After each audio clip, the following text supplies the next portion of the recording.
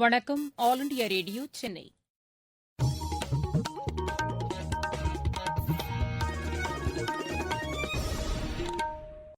மாநிலச் செய்திகள் வாசிப்பவர் ஷியாமளா. தலைப்புச் செய்திகள்: நிவர் புயல் பாதிப்புகளை ஆய்வு செய்வதற்காக மத்திய குழுவினர் இன்று தமிழகம் வருகின்றனர்.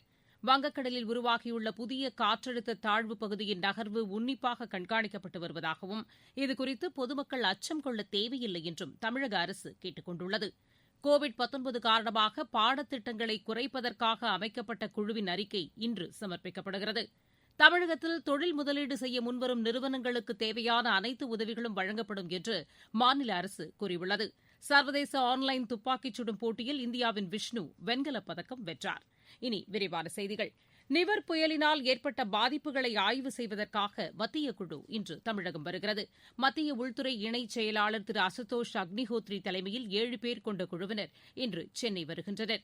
முதலில் தலைமைச் செயலாளர் திரு சண்முகத்துடன் இந்த குழுவினர் ஆலோசனை நடத்துகின்றனர். நாளை முதல் குழுக்களாக பிரிந்து சென்று புயல் பாதிப்புகளை பார்வையிடுகின்றனர். இதன் பின்னர் முதலமைச்சர் திரு எடப்பாடி பழனிசாமியுடனும் இக்குழுவினர் ஆலோசனை நடத்த திட்டமிட்டுள்ளனர். இதற்கிடையே வங்கக்கடலில் உருவாகியுள்ள குறைந்த காற்றழுத்த தாழ்வுப் பகுதி தொடர்ந்து வலுவடைந்து வருவதாக சென்னை வானிலை ஆய்வு மையத்தின் இயக்குநர் திரு புவியரசன் கூறியுள்ளார். எமது செய்தியாளரிடம் இதனை தெரிவித்த அவர், இது தென் தமிழக கடலோரப் பகுதியை நோக்கி நகரக்கூடும் என்று கூறினார். தெற்கு அந்தமான், அதனை ஒட்டிய தென்கிழக்கு வங்கக்கடல் மற்றும் பூமத்திய ரேகை ஒட்டிய இந்திய பெருங்கடல் பகுதியில் நிலை கொண்டிருந்த காற்றழுத்த தாழ்வு பகுதி வலுவடைந்து ஆழ்ந்த காற்றழுத்த தாழ்வு பகுதியாக அதே பகுதியில் நீடிக்கின்றது. மேற்கு வடமேற்கு திசையில் நகர்ந்து காற்றழுத்த தாழ்வு மண்டலமாக வலுப்பெற்று வரும் 2ஆம் தேதி தென் தமிழக கடலோர பகுதியை நோக்கி நகரக்கூடும். இதன் காரணமாக கன்னியாகுமரி, திருநெல்வேலி, தூத்துக்குடி, ராமநாதபுரம், தென்காசி, சிவகங்கை ஆகிய மாவட்டங்களில் ஒரு சில இடங்களில் கன முதல் மிக கனமழையும், ஓரிரு இடங்களில் அதிகனமழையும் பெய்யக்கூடும். மீனவர்கள் அடுத்த 2-3 நாட்களுக்கு தெற்கு வங்கக்கடல் பகுதிகளுக்கு செல்ல வேண்டாம் என்று அறிவுறுத்தப்படுகிறார்கள். சென்னை மற்றும் புறநகர் பகுதியை பொறுத்தவரை வானம் ஓரளவு மேகமூட்டத்துடனும் சில பகுதிகளில் லேசான மழை பெய்யக்கூடும். இந்த காற்றழுத்த தாழ்வுப் பகுதியின் நகர்வினை தமிழக அரசு உன்னிப்பாக கண்காணித்து வருவதாக வருவாய்த்துறை அமைச்சர் திரு உதயகுமார் கூறியுள்ளார். நேற்று மதுரையில் செய்தியாளர்களிடம் பேசுகையில் பொதுமக்கள் இதுகுறித்து அச்சம் கொள்ள தேவையில்லை என்று கேட்டுக் கொண்டார். தொடர்ந்து நாங்கள் தலைமை செயலாளர், commissioner of revenue administration, revenue secretary இவங்களோடு சேர்ந்து நாங்கள் அதனுடைய நகர்வை உன்னிப்பாக கவனிக்கிறோம். வானிலை ஆய்வு மையத்தோடு தொடர்பில் இருக்கின்றோம். அது வலுவடைந்து வருவதாக நமக்கு தகவல்கள் கிடைத்துக் கொண்டே இருக்கிறது. அதனுடைய நகர்வு அநேகமாக நமக்கு 1ஆம் தேதி 2ஆம் தேதிகளில் அதனுடைய நிலையை பெற்று நம்ம தேவையான நடவடிக்கைகளை எடுப்பதற்கு, தாழ்வான பகுதிகளை நிவாரண முகாம் கொண்டு வருவதற்கு, அடுத்தடுத்த கட்ட நடவடிக்கைகள் எடுப்பதற்கு முதலமைச்சர் அவர்கள் உரிய அறிவுரைகள் கொடுக்கப்பட்டிருக்கிறது. அதை நாம் உன்னிப்பாக கவனிக்கிறோம். மக்கள் அச்சப்பட தேவை. புயல் காலங்களில் மின்சாரம் பாதிக்கப்படாமல் இருப்பதை உறுதி செய்வதற்காக புதைவழி தடம் அமைக்கப்பட உள்ளதாக மின்துறை அமைச்சர் திரு தங்கமணி கூறியுள்ளார். நாமக்கல் மாவட்டம் குமாரபாளையத்தில் நேற்று செய்தியாளர்களிடம் பேசுகையில் அவர் இவ்வாறு கூறினார். நிலக்கரியை பொறுத்தவரை எங்களுக்கு 1 மாதத்திற்கு தேவையான நிலக்கரிகள் இருப்பு இருக்கின்றது. இப்பொழுது உள்நாட்டு நிலக்கரியை தேவையான அளவுக்கு குடிக்கின்றார். ஏனென்று சொன்னால் கொரோனா காரணத்தினால் அனைத்து மாநிலமே தேவையான அளவுக்கு மின்சாரம் உற்பத்தி செய்வதில்லை, குறைவாக உற்பத்தி செய்து கொண்டிருக்கின்றார்கள். அதனால் நிலக்கரியை பற்றி பிரச்சனை இல்லை. புயல் வந்த அடுத்த நாளே விழுப்புரம் மாவட்டம், கடலூர் மாவட்டமும் வீட்டு இணைப்புகள் 100% முழுமையாக அனைத்து மின் இணைப்புகளும் கொடுக்கப்பட்டிருக்கின்றது. சென்னையை பொறுத்தவரை ஒரு சில பகுதிகளில் தண்ணீர் தேங்கியிருந்த காரணத்தினால் அது குடிக்காமல் இருந்தது. செம்மஞ்சேரி பகுதியில் மட்டும் ஒரு சில இடங்களில் இருக்கின்றது. இது போன்ற புறநகர் பகுதியில் இது போன்ற நிகழ்வு நடாமல் இருப்பதற்காக புதைவடத்தளம் அமைப்பதாக சொல்லியிருக்கின்றார்கள். ஆனால் வருங்காலத்தில் புதைவடத்தளம் அமைக்கின்ற போது இது போன்ற பிரச்சனைகள் எதிர்காலத்தில் வராது. மழைக்காலத்தினை கருத்தில் கொண்டு தாழ்வான பகுதிகளில் செயல்படும் பொது விநியோக கடைகளை பாதுகாப்பான பகுதிகளுக்கு கொண்டு செல்ல அதிகாரிகளுக்கு அறிவுறுத்தப்பட்டுள்ளதாக கூட்டுறவுத்துறை அமைச்சர் திரு செல்லூர் ராஜு கூறியுள்ளார். நேற்று மதுரையில் செய்தியாளர்களிடம் பேசிய அவர், போதிய உணவுப் பொருட்கள் கையிருப்பில் இருப்பதை அதிகாரிகள் உறுதி செய்ய வேண்டும் என்றும் அறிவுரை வழங்கப்பட்டிருப்பதாக தெரிவித்தார். தமிழக அரசு செயல்படுத்தி வரும் திட்டங்கள் காரணமாக அனைத்து தரப்பினரும் பயனடைந்து வருவதாகவும் அமைச்சர் கூறினார். கோவிட் காரணமாக பாடத்திட்டங்களை குறைப்பதற்காக அமைக்கப்பட்ட குழுவின் அறிக்கை முதலமைச்சர் திரு எடப்பாடி பழனிசாமியிடம் இன்று சமர்ப்பிக்கப்பட உள்ளது. இதன் பின்னர் இதுகுறித்த அறிவிப்பு வெளியாகும் என்று பள்ளிக் கல்வித்துறை அமைச்சர் திரு கே ஏ செங்கோட்டையன் தெரிவித்தார். முதலமைச்சர் இடத்திலே எந்தெந்த பாடத்திட்டங்களை குறைக்கப்பட்டிருக்கிறது என்பதை காலை அவரிடத்திலே ஒப்படைப்போம். அதற்கு பிறகு எந்தெந்த பாடங்களை நாம் ஆன்லைன் மூலமாக தனியார் கல்வி நிறுவனங்கள் நம்முடைய சேனல் நடத்துவது என்பது முடிவு செய்யப்படும். காவிரி குண்டாறு இணைப்பு திட்டத்திற்காக விவசாயிகள் தாமாக முன்வந்து நிலங்களை வழங்கி வருவது பாராட்டுதலுக்குரியது என்று மக்கள் நல்வாழ்வுத்துறை அமைச்சர் டாக்டர் விஜயபாஸ்கர் தெரிவித்துள்ளார். நேற்று புதுக்கோட்டையில் நடைபெற்ற நிகழ்ச்சியில் இந்த திட்டத்திற்காக இலவசமாக நிலங்களை வழங்கியவர்களுக்கு பாராட்டு சான்றிதழ்களை வழங்கிய பின்னர் செய்தியாளர்களிடம் அவர் பேசினார். புதுக்கோட்டை மாவட்ட மக்களின் 100 ஆண்டு கால கனவு திட்டம் இது என்றும் அமைச்சர் தெரிவித்தார்.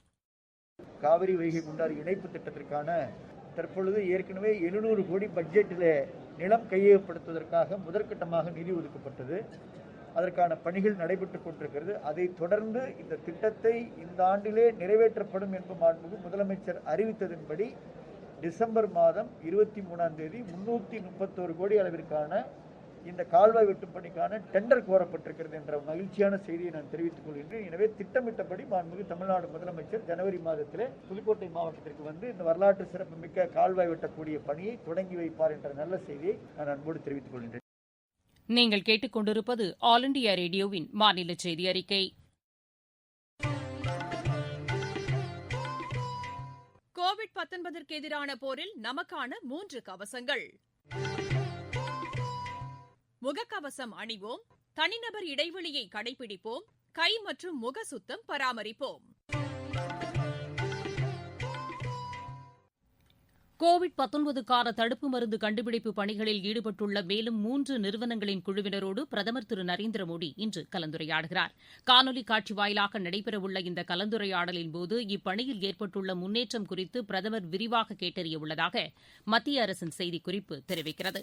தமிழகத்தில் தொழில் முதலீடு செய்ய முன் வருபவர்களுக்கு தேவையான அனைத்து உதவிகளையும் மாநில அரசு வழங்கும் என்று தொழில்துறை அமைச்சர் திரு சம்பத் கூறியுள்ளார்.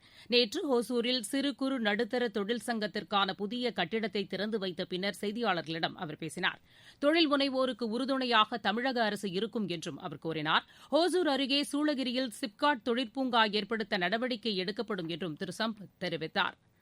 நீலகிரி மாவட்டத்தில் குடியிருப்பு பகுதிகளில் வனவிலங்குகள் வருவதை தடுப்பதற்காக பல்வேறு நடவடிக்கைகளை வனத்துறையினர் மேற்கொண்டு வருகின்றனர். இதன் ஒரு பகுதியாக யானைகளுக்கு தனித்துவ அடையாள எண் வழங்கி கண்காணிக்க வனத்துறை நடவடிக்கை எடுத்துள்ளதாக எமது செய்தியாளர் தெரிவிக்கிறார். நீலகிரி மாவட்டம் கூடலூர், ஓவேலி சுற்றுப்புற பகுதிகளில் அதிகரித்து வரும் மனித விலங்குகள் மோதல்களை கட்டுப்படுத்தும் பொருட்டு குடியிருப்பு பகுதிகளுக்கு வரும் யானைகள் தனித்துவ அடையாள எண் மூலம் வகைப்படுத்தி அதை கட்டுப்படுத்தும் முயற்சியில் வனத்துறை ஈடுபட்டுள்ளது. கேரளா, கர்நாடகா மாநில அடர்ந்த வனப்பகுதியொட்டி அமைந்துள்ள கூடலூர் பகுதியில் அடர்ந்த இயற்கை காடுகள், நீரோடைகள் இருப்பதை அடுத்து ஏராளமான வனவிலங்குகள், குறிப்பாக யானைகள் அதிக எண்ணிக்கையில் இருக்கின்றன. சில யானைகள் கூடலூர், பந்தலூர் மற்றும் ஓவேலி சுற்றுப்புற பகுதிகளில் உள்ள குடியிருப்பு பகுதிகளில் புகுந்து உயிர் மற்றும் உடைமைகளை சேதப்படுத்தி பெரும் அச்சுறுத்தலை ஏற்படுத்தி வருகிறது. இதை கட்டுப்படுத்தி குடியிருப்பு பகுதிகளுக்கு பாதுகாப்பு அளிக்கும் பொருட்டு வனத்துறை தற்போது தனித்துவ அடையாள எண் அளித்து அதை கண்காணிக்க திட்டமிட்டுள்ளது. கும்கி யானைகள் மூலம் யானைகளை வனப்பகுதிக்கு விரட்டுவது, யானைகள் குடியிருப்பு பகுதிகளுக்கு நுழைவதை முன்கூட்டியே எச்சரிக்கை ஒலி எழுப்புவது உள்ளிட்ட பல்வேறு தொடர் முயற்சிகளை அடுத்து தற்போது மேற்கொள்ளப்பட்டு வரும் வனத்துறையின் உன்னத முயற்சி உரிய பலன் அளிக்கும் என எதிர்பார்க்கப்படுகிறது. உதகமண்டலத்திலிருந்து மயில்வாகனன். இருவரிச் செய்திகள். சர்வதேச சந்தையில் கச்சா எண்ணெயின் விலை பீப்பாய் $44 உள்ளது.